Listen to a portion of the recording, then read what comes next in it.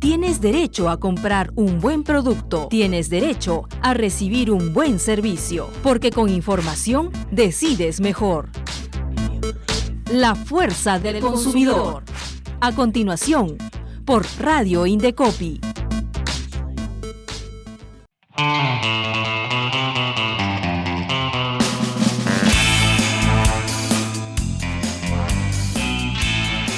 ¿Qué tal, amigos y amigas? Soy Eduardo Franco y les doy la bienvenida a una edición especial de su programa La Fuerza del Consumidor.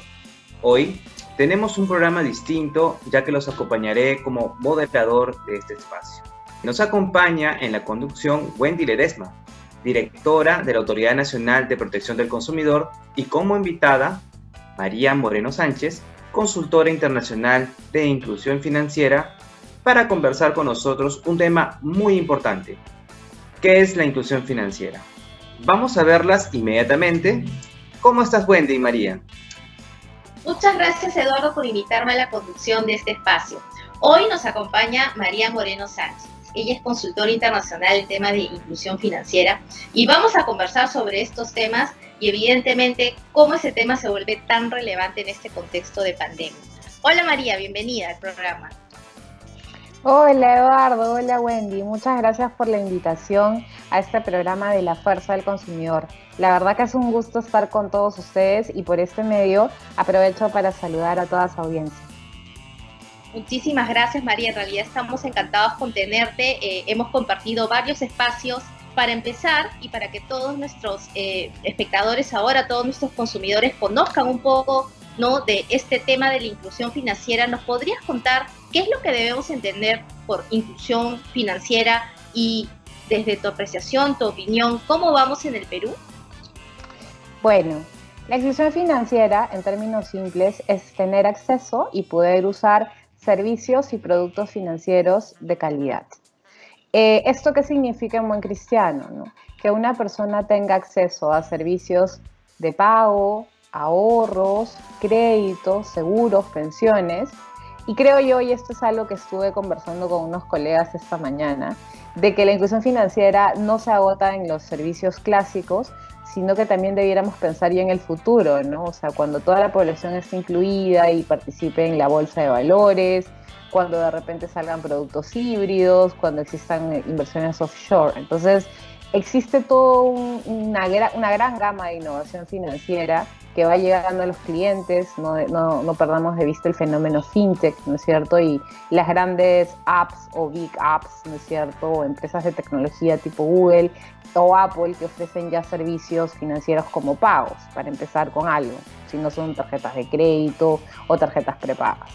Entonces, un poco para ponerlo en contexto, tenemos un producto financiero y eso implica que estamos incluidos o no lo tenemos, y eso significa que estamos excluidos financieramente.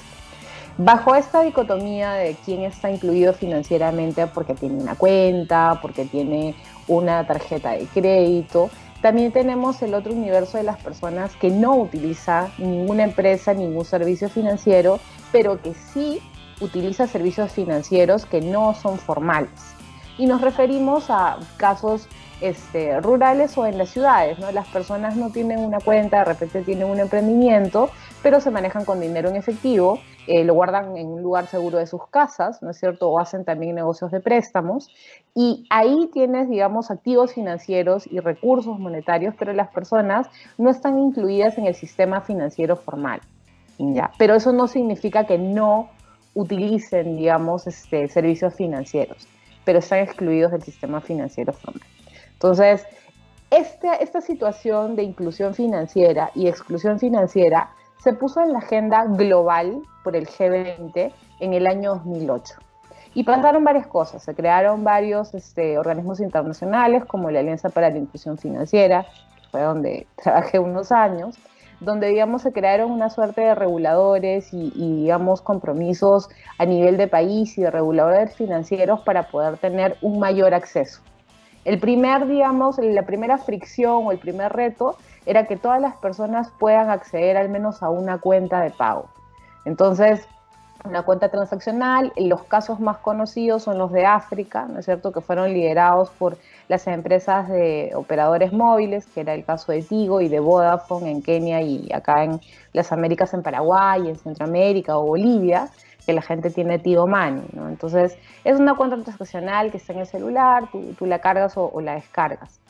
En el caso peruano, en el caso muy puntual peruano, sí han habido progresos, ¿no? Desde la primera Estrategia Nacional de Inclusión Financiera, ¿ya?, hasta la última Política Nacional de Inclusión Financiera que hubo el año pasado, digamos, de un 28 o 30% de personas que tenían una cuenta o un producto con el sistema financiero de ahorros, eso se ha incrementado un 42%, de acuerdo con la estadística que lleva el Banco Mundial, ¿no?, que es el Global Findex, que es ahí donde se hace un mapeo global del nivel de acceso a cuentas, de acceso a créditos y a los servicios financieros.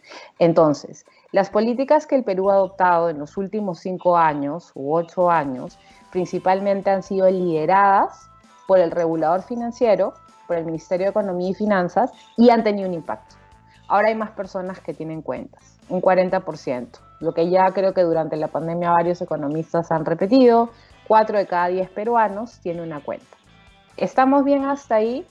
No. En el promedio regional seguimos bajos. Creo que solo hacemos competencia con México, que tiene un poquito menos que nosotros, pero eso no debiera, digamos, ponernos en una posición más privilegiada. Estamos en un porcentaje bajo. A nivel regional, la situación opuesta, ¿no es cierto? Casi 7 personas, en el caso de Brasil, tienen ya una cuenta. Entonces, digamos, estamos medianamente en las antípodas, como en la tabla del puntaje hacia el mundial de la inclusión financiera. Y entonces creo que es una forma de ver muy claro el gran reto que tenemos en los puntos para lograr que la población confíe. Porque no solamente se trata de tener buenos productos, sino también se trata de generar confianza. Los proveedores de servicios financieros, innegablemente ahí, digamos, han mejorado con el tiempo y han innovado en nuevos productos financieros. Eso no pasaba, digamos, hace 5 o 6 años, cuando en el Perú recién se empezó a hablar de inclusión financiera. Está interesada en la inclusión. Sí, así veo. Lo cierto es que, digamos, esta situación se ha revertido positivamente con la articulación no solamente del espacio público liderada por el Ministerio de Economía, sino también y durante la pandemia, las alianzas que se han creado con el sector privado y las innovaciones que se han dado, ¿no? Hace 5 años solamente hablábamos de BIM, ahora tenemos un montón de billeteras, de opciones que hasta el gobierno está utilizándolas en pequeña medida como pilotos para desembolsar bonos, pero que en buena medida han ayudado a muchos trabajadores informales en zonas urbanas a poder acceder a un recurso económico para paliar la vulnerabilidad en la que los ha puesto el desempleo y el efecto negativo de la pandemia. Entonces, creo que ese es un poco el contexto en el que nos movemos y estamos mejor, pero no estamos en el top. Qué interesante todo lo que nos estás contando, María. En realidad, como tú bien dices, es cierto, la situación del Perú y de los consumidores peruanos respecto al sistema financiero ha mejorado, pero eso no implica de que en realidad estemos en nuestra mejor posición o en la mejor situación, ¿no? Y qué bueno que traigas a colación este tema que mencionaba sobre algunas empresas teleoperadoras que habían estado también haciendo o finalmente ofreciendo servicios, ¿no?, como estas billeteras, monederos electrónicos. Y sí me gustaría que tal vez pudieras comentarnos desde tu perspectiva por qué aquí en Perú no pegó, ¿no? O sea, vemos países como en África, ¿no?, en los cuales son mercados que creció mucho, y que evidentemente el tema de tal vez la interoperabilidad, y obviamente la inversión en infraestructura es deficiente, igual como tal vez algunos países de nuestra región, nuestro país, o porque tienen un territorio complicado, y sin embargo se pudo lograr unos buenos resultados respecto de inclusión financiera. Desde tu perspectiva, ¿qué pasó aquí? ¿Tú crees que funcionaría este tipo de oferta en el Perú?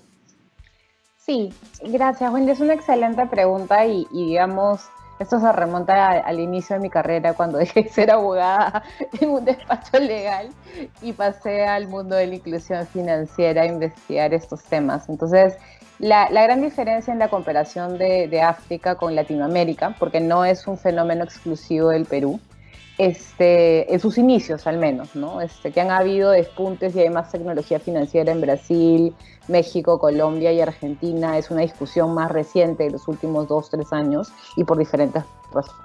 Pero si regresamos al 2008, en efecto, el primer gran desafío es la infraestructura. Electricidad y cobertura móvil son como el aire y el agua para poder sobrevivir, como una necesidad básica. Si tú quieres fomentar un ecosistema de servicios financieros digitales, es necesario. Un segundo punto que no existía en Latinoamérica y que, digamos, fue una innovación que surgió en Brasil fue la existencia de agentes corresponsales. Ahora es muy común ver una farmacia, una sastrería, una bodega, ¿no es cierto?, que puedas depositar un dinero, pagar un recibo de servicios públicos.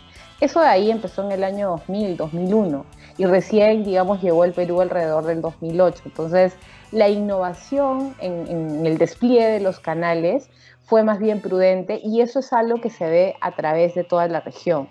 De hecho, incluso ahora, ¿es cierto?, en la época de la pandemia, países como Ecuador, incluso países con ecosistemas avanzados, con muchos agentes como Bolivia, finalmente no han innovado mucho y no han digitalizado mucho los servicios financieros, y eso ha llevado a que en el caso de los grandes desembolsos de pagos de gobierno se termine confiando en el efectivo. Tenemos el primer punto, que es la falta de infraestructura suficiente. Incluso ahora, en las partes rurales y sobre todo en la parte de la selva, no existe suficiente cobertura. Y si existe, digamos, está en bolsones y en lugares urbanos, ¿no es cierto?, o en partes periurbanas, donde existe infraestructura del sistema financiero, pero cuando ya pasas a comunidades, es mucho más difícil conseguir una señal de internet o señal de electricidad prolongada.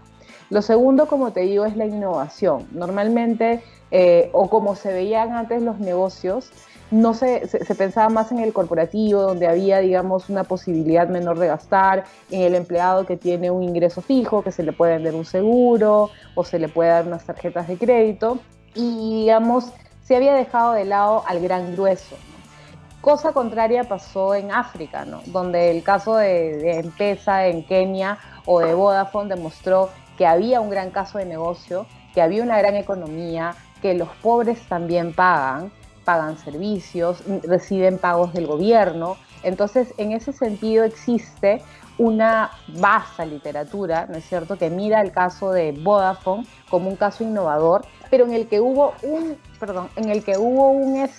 proveedor de servicios financieros. En el caso peruano, digamos, ninguno de los grandes bancos se animó o intentó llevar esta apuesta, digamos, a los sectores de, digamos, y F, hasta hace muy poco, cuando ya, digamos, la literatura o casos como el de China, donde los pagos han llevado la batuta y hablamos de ciudades sin efectivo, demuestran que es un negocio importante, ¿no? Porque el negocio, digamos, el modelo de negocio de este tipo de economía sin efectivo es que permite crear información sobre tus transacciones y sobre la base de eso poder colocarte un crédito, poder colocarte un seguro. Esa información, incluso en China, por ejemplo, me parece que es Alipay, la empaqueta a través de Ant Financial Services y la vende para tu Visa en Europa, ¿no? Si tú solamente tienes tu cuenta en Alipay, entonces esa transaccionalidad crea un registro,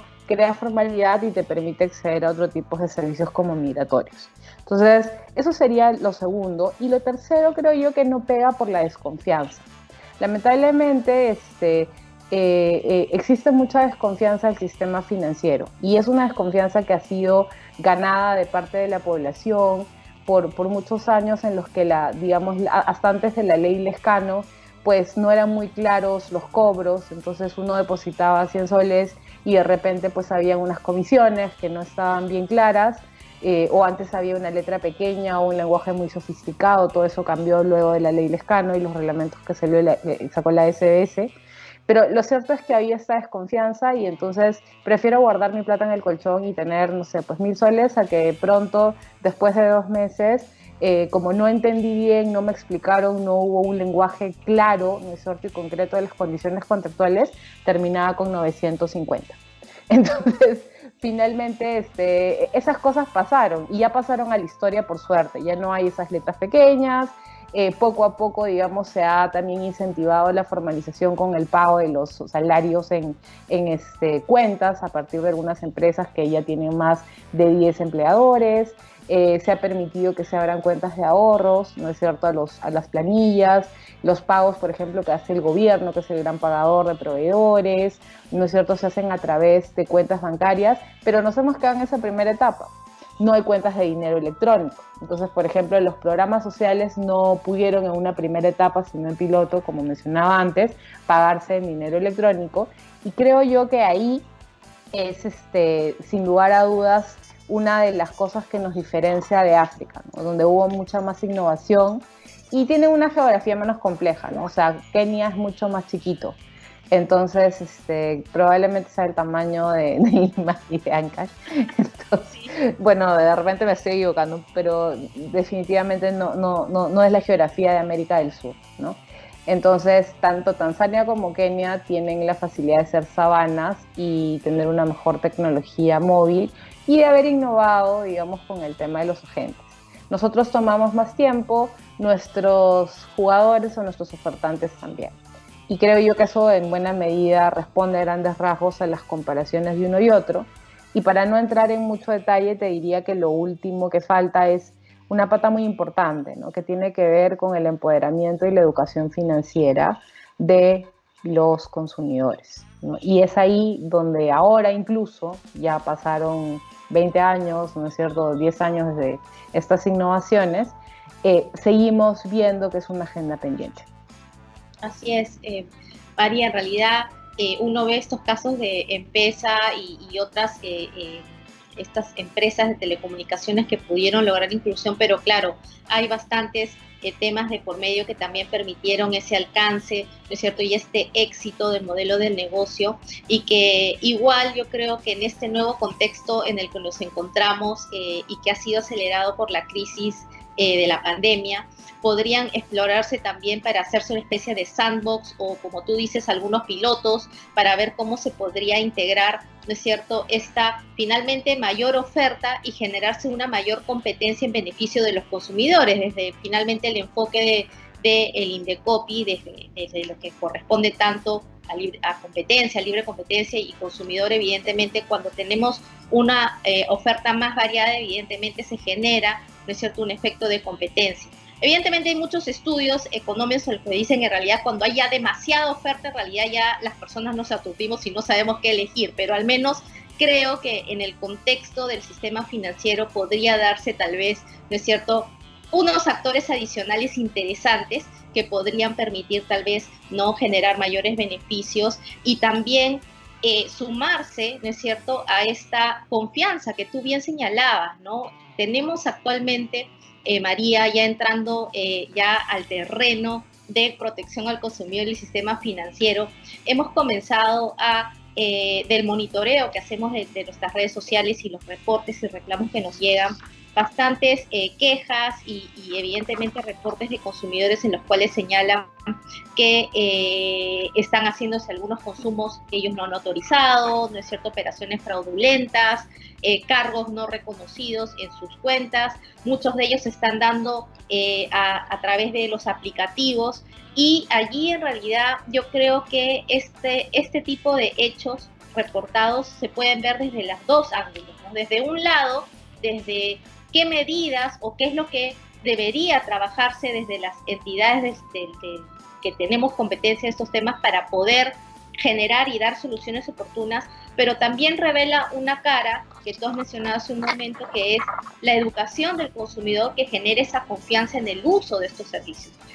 Todavía seguimos viendo casos en los que hay consumidores que todavía no quieren ir al sistema financiero, guardan su dinero de manera física y prefieren la operación física, ¿no?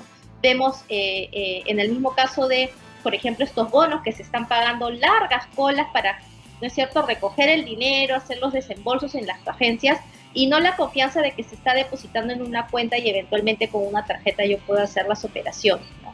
Entonces, desde tu perspectiva, ¿cuáles serían esos grandes retos que se tienen desde una perspectiva de protección al consumidor o como en otros países le llaman desde el enfoque de conducta de mercado, ¿no?, que incorpora este enfoque de protección al consumidor en una supervisión ya más amplia, ¿no?, respecto de la innovación y los servicios financieros que brindan estas entidades?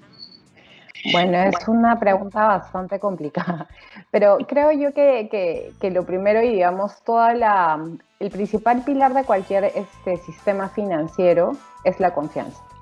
Y la confianza, digamos, y eventos de fraude o, digamos, eventos de fricción entre los consumidores por falta de entendimiento o por una escasa educación financiera respecto de los productos, crea una mayor exclusión financiera. Y digamos que ahí existe una responsabilidad compartida, ¿no es cierto?, por el lado de los proveedores, pero también por el lado de los reguladores de acompañar y, como tú bien dices, hacer un seguimiento y una supervisión de las reglas que ya existen en materia de conducta de mercado, ¿no? O sea, las normas que ha sacado la SBS y el Código de Protección de Defensa del Consumidor definitivamente establecen uno de los mejores benchmarks regionales. No en vano el Perú ha sido hace poco designado en el primer puesto en el marco institucional que publica The Economist Intelligence Unit, que es el Global Microscope. Eso no es gratuito. O sea que a nivel institucional, digamos, el Perú tiene normas suficientes para garantizar esta confianza y para reducir la asimetría de información. Probablemente lo que está faltando es echar mano de la tecnología por el lado de los reguladores y por el lado también de los proveedores para, digamos, hacer una mayor inversión, no necesariamente o a la par del back office del negocio, ¿no? O sea, constantemente una empresa del sistema financiero intuyo que recibe más de 100 ataques dependiendo de su tamaño para poder echar mano de los recursos que tiene depositados.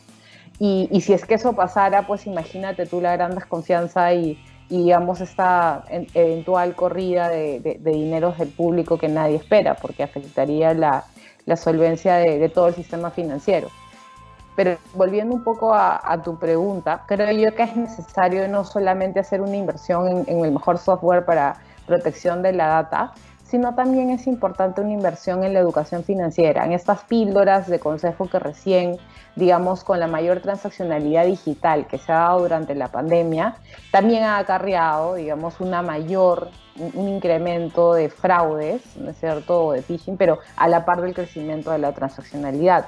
Mientras más yo voy al banco, a la agencia que me queda a 2 cuadras, a hacer retiros, depósitos, hacer todo, es más probable que una persona que pertenezca a una banda de marcas me marque y me robe. Va a pasar lo mismo en el escenario tecnológico. Mientras yo transacciono más en canales diferentes al de la agencia, es mucho más probable que me vea expuesto a, digamos, algún tema de ataque o por clonación o que me manden mensajes engañosos. Y aquí es la importancia, ¿no es cierto?, de una gran campaña de comunicación y de educación en ciberseguridad. Porque es como la llave de tu casa, y justo esto lo escuchaba yo en un foro, ¿no? Puede existir el sistema que esté con blockchain, el más moderno, por ejemplo, Sunat, ¿no? La Sunat te da tu clave Sol, te la da sellada en un sobre. ¿Qué es lo primero que haces tú? La abres, le tomas foto con su celular y lo compartes con tu contador. Entonces, todo este sistema de back office con algoritmos muy modernos y muy caros y muy seguros, finalmente pues se ha ido en un mensaje a tu contador, y si te roban el celular probablemente y no tienes una clave fuerte o de repente no tienes porque nunca te acuerdas si se te bloquea el teléfono o tienes solamente el ID y el ladrón te apuntó y tú pusiste el ID con tu dedo, ¿no?, la huella digital, entonces muy fácilmente podrá entrar información tan sensible como tus datos tributarios. Es lo mismo con la información del sistema financiero. Entonces, aquí es un mitad-mitad también, porque depende mucho del consumidor. Y ahora el consumidor es más digital. En los recientes eventos que se han producido con algunas billeteras, ¿no es cierto? Puntualmente, creo que te estás refiriendo al caso de Yape, que ha sacado hace unas horas un comunicado explicando la situación. Precisamente se da esta situación que te narro de la clave Sol, que compartes con tu contador y con el siguiente contador o con el contador que te vaya a atender. O sea, es la imposibilidad de tener un inicial acercamiento y una inclusión digital que te permita gestionar tú mismo a través de tu celular o a través de la computadora de manera segura y solvente, la que hace que le confíes a un tercero y le des información privada que el proveedor del servicio, en este caso Yape, no ha compartido. Tú le has dictado las cosas que te puede haber escrito tu hijo, tu sobrino, o los mensajes que te llegaron, o usted me lo activa, señor. Y entonces nuevamente ya sales de la esfera del control. Puedes tener, como te digo, el mejor blockchain del planeta, pero se rompe en el momento en que uno mismo, por su poca educación digital, y eso es un tema generacional, si son a quienes probablemente en etapa etaria los más afectados, no me sorprendería que cuando exista data, que ese es el otro punto que falta, no hay suficiente data sobre estos temas.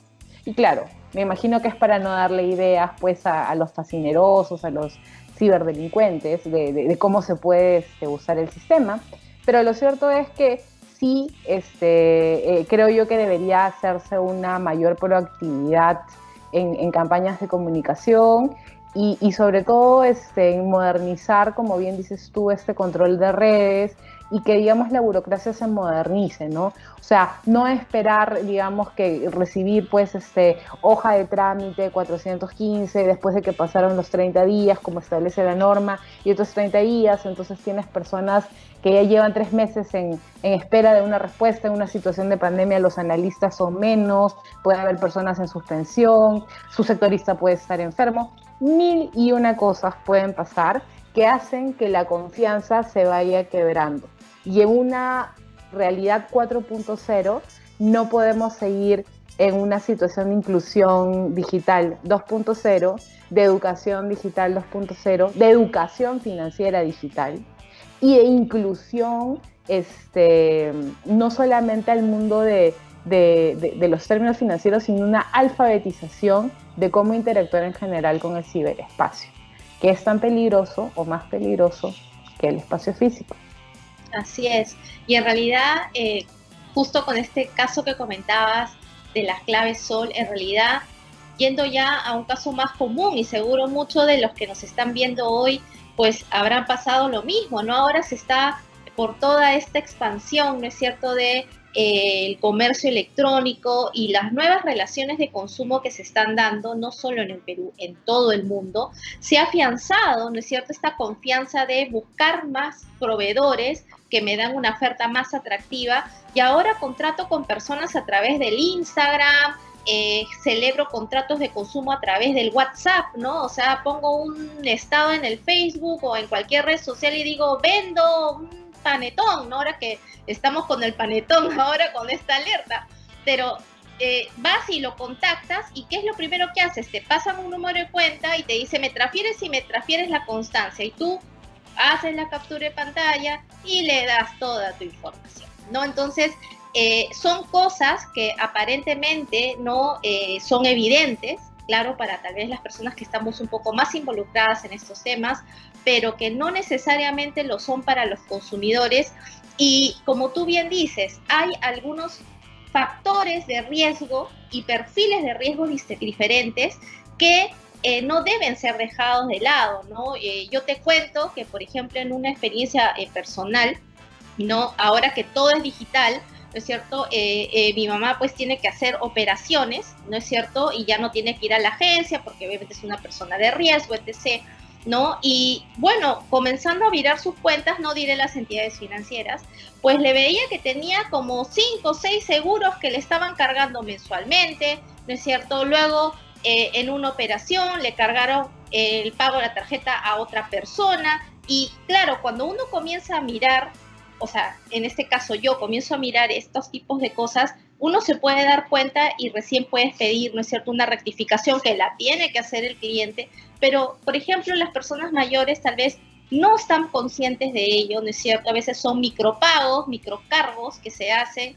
Imagínate escalar eso a una persona que tal vez no tenga esa asistencia y que está por necesidad comprando medicinas, está comprando alimentos y no tiene a quién pues pedirle una ayuda para poder saber cómo se puede usar esto de una manera adecuada, ¿no? Yo creo que ahí es el gran reto de poder hacer estos perfiles de riesgo, y como perfiles de riesgo no es impedir o bloquear las operaciones, sino hacer una estrategia de confianza y de educación, y evidentemente con eso generar también más incentivos para que más consumidores comiencen a utilizar este tipo de nuevos canales, ¿no es cierto?, nuevos servicios, ¿no?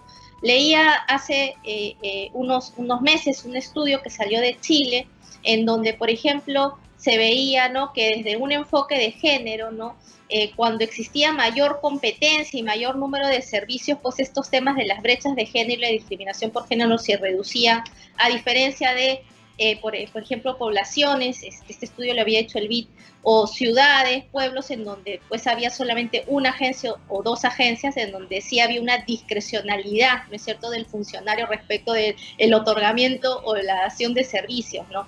Y esto de aquí, entonces, que en este ejemplo enfoque género también debería ser tomado en cuenta en el tema etario, ¿no? Y cómo tú excluyes o cómo tú incluyes a todas las personas, y obviamente con eso generas más confianza.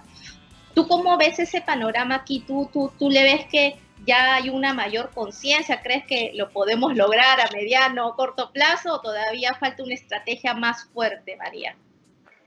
Mira, yo veo el vaso medio lleno, ¿ya? Porque al menos en el caso de las entidades de microfinanzas, existen un par de las más grandes, o si no son 3 o 4, que ya están llevando a cabo esfuerzos de transformación digital. Digamos, los consumidores financieros o los consumidores en general no han sido los únicos que estaban en versión analógica 2.0. Las empresas del sistema financiero también se dieron cuenta de que toda su red, y particularmente la industria de las microfinanzas, que es más del cara a cara, como bien dices tú, el señor que está en la agencia, que te conoce, sabe tus pecadillos y tus virtudes, entonces sabe el perfil adecuado de riesgo, incluso riesgos que no están en los algoritmos del computador, van a ser trasladados, y en algunos casos ya están siendo procesados con inteligencia artificial. Entonces, eso de ahí es muy positivo, porque podría, en definitiva, hacer un análisis un poco más objetivo, digamos, con unos lentes menos prejuiciosos de algún tema de prejuicios de género que existen todavía para el otorgamiento de los créditos, por ejemplo, el tema de las tasas, el tema de las condiciones contractuales que se dan. No olvidemos que en el caso de las mujeres son las que tienen la mayor tasa de emprendimientos a nivel mundial. O sea, en el Perú creo que hay más o menos 1.9 millones de microempresas, probablemente el 60% de ellas le pertenezcan a mujeres. Entonces, estamos hablando de que no creo que pase en un mediano plazo de 4 años, pero creo yo que en la próxima década esta transformación digital obligada sí va a jugar a favor de las jóvenes, niñas, y bueno, a nosotras también nos va a llegar, probablemente nos va a llegar. Tal vez no tengamos que esperar 99.5 años, digamos, para una inclusión financiera plena, pero sí para una paridad de condiciones en los términos financieros en los que se nos dan los servicios, incluyendo créditos, seguros, pagos, ahorros, ¿no? Finalmente, no es en vano que las mujeres reciban los estipendios o digamos las transferencias condicionadas que da el gobierno, ¿no? Podrá sonar también sexista, pero es una forma de incluir financieramente a esas mujeres, y muchas de ellas hacen pequeños emprendimientos cumpliendo con alimentar bien a sus hijos y llevarlos a la escuela, ¿no? Un pequeño negocio estacional, una artesanía que puede incrementar digamos, sus fondos, y sobre la base de eso mejorar su scoring como cliente sobre la base del ahorro, y sobre eso hay evidencia desde hace 10 años, ¿no? Carolina Trivelli lideró un estudio muy interesante en el corredor Puno-Cusco, entonces no estamos hablando de algo nuevo, y lo único que falta es que también esa parte del proceso se digitalice a nuestro favor. Así es. Bueno, María, ha sido súper interesante conversar contigo, de verdad, ha sido súper interesante, como siempre, conversar contigo, y esperamos poder contar contigo en una próxima edición. Chao, gracias, un gusto. Gracias, Wendy y María, por la participación en el programa. Las consultas realizadas van a ser atendidas por interno. Amigas y amigos, ya saben, si tienen alguna duda o consulta, pueden contactarnos a través de nuestros teléfonos, el 224-7777 para Lima y en regiones tenemos la línea gratuita 0800 440 40. También tenemos el correo electrónico sacreclamo@indecopy.gov.pe y pueden seguirnos a través de nuestras redes sociales. Solo nos buscan como @indecopyoficial. Desearles a todos unas felices fiestas, una feliz Navidad y un próspero año nuevo. Los acompañó Eduardo Franco y nos vemos en una próxima edición de este programa, La Fuerza del Consumidor. Porque con información decides mejor.